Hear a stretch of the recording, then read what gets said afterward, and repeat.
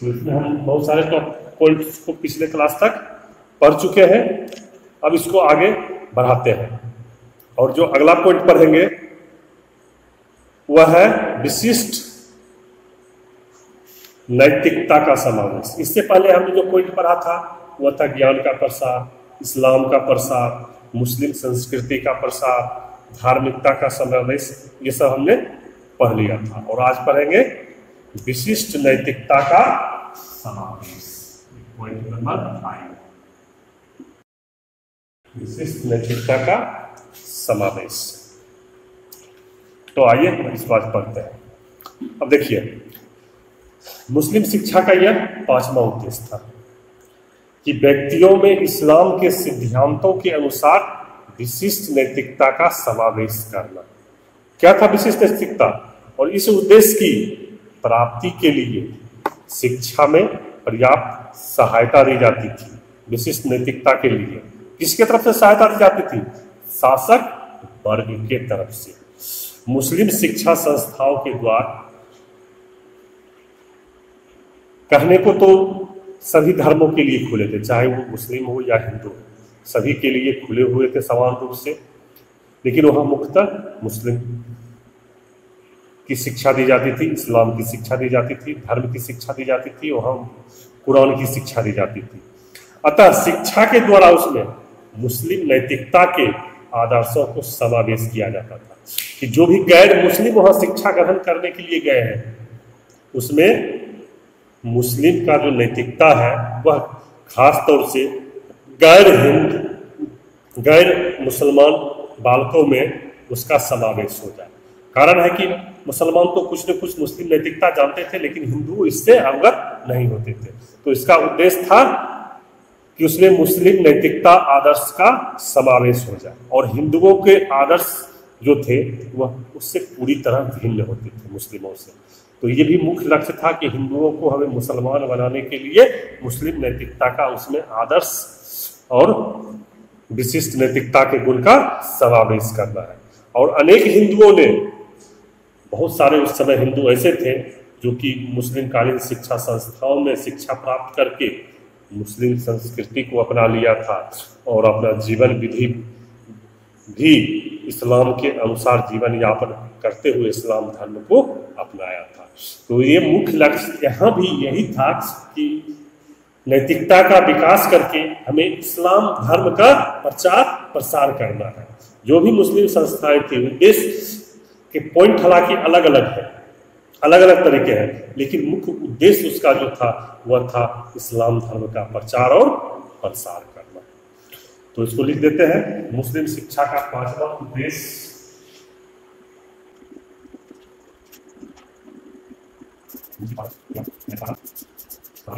जैसा कि आपको हम पहले बताया है कि जो भी शिक्षा संस्थान थे मुस्लिम कालीन शिक्षा,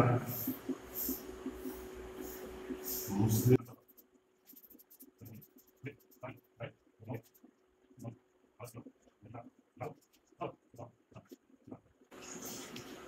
अब ये विशिष्ट नैतिकता का समावेश क्यों किया जाता था? इसका भी उद्देश्य था कि गैर मुस्लिमों को इस्लाम धर्म स्वीकार करवाना। अब आइए आप बढ़ते हैं इसके अगले पॉइंट पर। अगला पॉइंट है इसमें जो छठा पॉइंट होगा वह है चरित्र का निर्माण।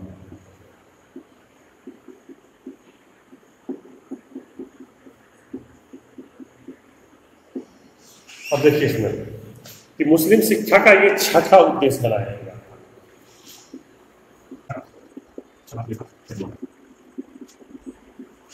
ये उसने छठा उद्देश्य बनाया था चरित्र निर्माण करना।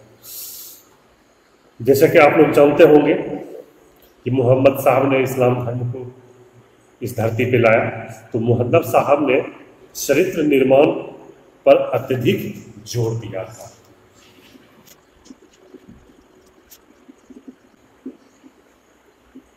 सर्वप्रथम चरित्र निर्माण पर जोर किसने दिया था?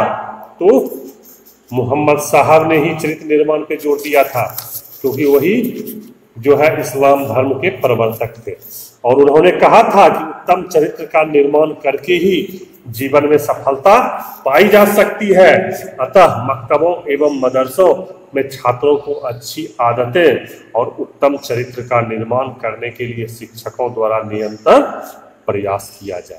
इस बात का चर्चा जो है मोहम्मद साहब ने ही कह दिया था कि जो भी मुस्लिम शिक्षा संस्थान है, चाहे उच्च शिक्षा के संस्थान मदरसा हो या प्रारंभिक शिक्षा के स्थान मकतब हो, वहाँ पर छात्रों में अच्छी आदतें और उत्तम चरित्र निर्माण करने के लिए शिक्षकों के द्वारा हमेशा प्रयास किया जाना चाहिए। अब आगे बढ़ते हैं हम इसके अगले पॉइंट पर। अगला जो इसका पॉइंट है वह है सांसारिक ऐश्वर्य, सांसारिक ऐश्वर्य की प्राप्ति। अधिकारिक शिक्षा के उद्देश्य का 7वां पॉइंट है सांसारिक ऐश्वर्य की प्राप्ति, और ये 7वां उद्देश्य बनाया गया था। मुस्लिम शिक्षा का 7वां उद्देश्य व्यक्तियों को सांसारिक ऐश्वर्य प्राप्त करने के योग्य बनाना था।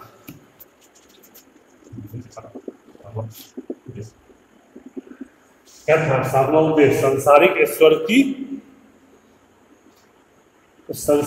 ऐश्वर्य को प्राप्त करने योग्य बनाना था। 7वां उद्देश्य सांसारिक ऐश्वर्य की प्राप्ति करवाना है। जैसा कि आप सभी जानते भी होंगे, नहीं जानते हैं तो बता देते हैं कि इस्लाम धर्म जो है वह पुनर्जन्म में विश्वास नहीं करता है। इस्लाम धर्म में पुनर्जन्म की कोई मान्यता नहीं है, मोक्ष की कोई मान्यता नहीं है। अतः यह धर्म पारलौकिक जीवन पर चर्चा न करके केवल लौकिक जीवन का ही उल्लेख करता है।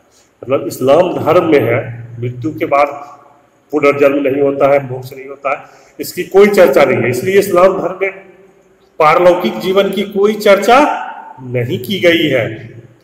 कौन सी जीवन की चर्चा की गई है? लौकिक, जो मतलब जीवन हम अभी जी रहे हैं, सिर्फ इसी जीवन की चर्चा की गई है।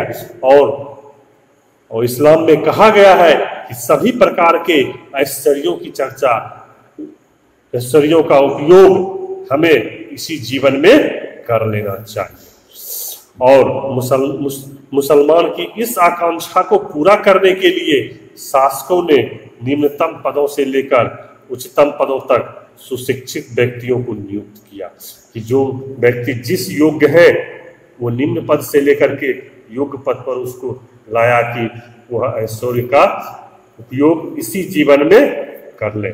और इसको पुष्टि करते हुए प्रसिद्ध इतिहासकार जाफर ने कहा था कि ज्ञान का अत्यधिक सम्मान किया जाता था। किस ज्ञान का सम्मान किया जाता था? कुरान के ज्ञान का मुख्य रूप से उल्लेख था उसमें कि मुख्य तौर से कुरान के ज्ञान का सम्मान किया जाता था तथा विद्वान मनुष्यों को संपूर्ण देश में प्रेम और सम्मान था। विद्वान मनुष्य कौन था उस समय?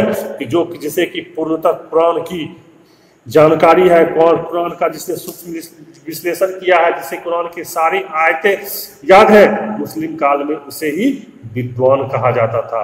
और राज ने भी प्रत्येक संभव विधि से इसको प्रोत्साहित किया कि जो इस्लाम के विद्वान हैं उन्हें सम्मान मिले। इसके अतिरिक्त न्यायाधीश, कानून वेत्ताओं और धर्माधिकारियों को इस वर्ग के मनुष्यों से ही चुना जाता था। किस वर्ग से? मनुष्यों से, कि जिसे इस्लाम की पूर्ण जानकारी हो और जिसे पूरा खास तौर से कुरान की पूरी तरह से जानकारी हो, पूरा याद हो, उसका वह सूक्ष्म विश्लेषण कर सके। अगर कोई गैर मुस्लिम उससे इसके बारे में बात करना चाहता है तो उसे वह प्रेरणा देकर इस्लाम की ओर अंगीकृत करे, इस्लाम उसे स्वीकार करवा दे। तो ऐसे लोगों को ज्यादा मान सम्मान वहां दिया जाता था। यह था आपका 7वां पॉइंट। अब आते हैं इसके 8वें पॉइंट में।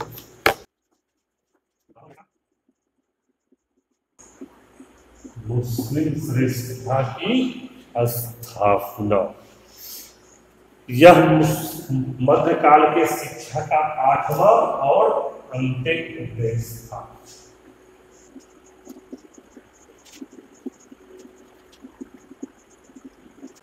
मतलब मुस्लिम श्रेष्ठता को स्थापना करना है, ये जो उद्देश्य बनाया गया था मुस्लिम काल की शिक्षा का, यह 8वां और अंतिम उद्देश्य बनाया गया था कि मुस्लिम शिक्षा का 8वां और अंतिम उद्देश्य था, क्या था कि हिंदुओं को मुस्लिम सभ्यता और संस्कृति से प्रभावित न करके, मतलब किसको, हिंदुओं को मुस्लिम सभ्यता और संस्कृति से प्रभावित न करके भारत में मुस्लिम श्रेष्ठता के दृढ़ आधार पर स्थापना करना है और साथ ही साथ मुस्लिम धर्म को आगे बढ़ाना है। मुसलमान शासक जो भी थे, जहाँ से शुरू हुआ है मुसलमान शासक भारत में मोहम्मद गोरी से, वहाँ से जब तक अंतिम शासक जो था बहादुर शाह जफर तक, सभी ने इस तथ्य को भली भांति से अवगत किया था कि मुस्लिम धर्म को कैसे हमें आगे बढ़ाना है, क्या क्या करना है, कैसे हमें मुस्लिम जो गैर मुस्लिम है उसे मुस्लिम धर्म स्वीकार करवाना है, और शिक्षा का ही साधन जिनके द्वारा हिंदुओं के विचारों और दृष्टिकोणों में आमूल परिवर्तन करके भारत में आदर्श शासन को दृढ़ स्तंभ बनाया जाता था। मतलब कि जितने भी मुस्लिम शासक थे मोहम्मद गोरी से लेकर बहादुर शाह जफर तक ने, सभी ने शिक्षा को साधन बनाया कि इसके द्वारा ही हिंदुओं के विचार और दृष्टिकोण में हम परिवर्तित कर सकते हैं, विचारों को परिवर्तित कर सकते हैं, दृष्टिकोणों को परिवर्तित कर सकते हैं, उसको परिवर्तित करके ही हम यहाँ पर मुस्लिम सत्ता को दृढ़ स्तंभ बना सकते हैं। अतः शिक्षा के द्वारा हिंदुओं के मस्तिष्क में मुस्लिम आदर्शों और सिद्धांतों को समाविष्ट करने का पूरा प्रयास किया गया कि कैसे जो शिक्षा संस्थान थे वहाँ के माध्यम से हम हिंदुओं में मुस्लिमों के आदर्शों को, उसके सिद्धांतों को उसके मस्तिष्क में भर देंगे। तो ये था मुस्लिम कालीन शिक्षा के उद्देश्य एवं आदर्श।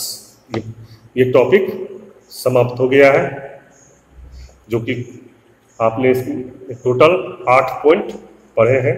अब आप लोग क्या कीजिएगा, इसको अच्छे से लिख करके नोट्स तैयार कर लीजिएगा।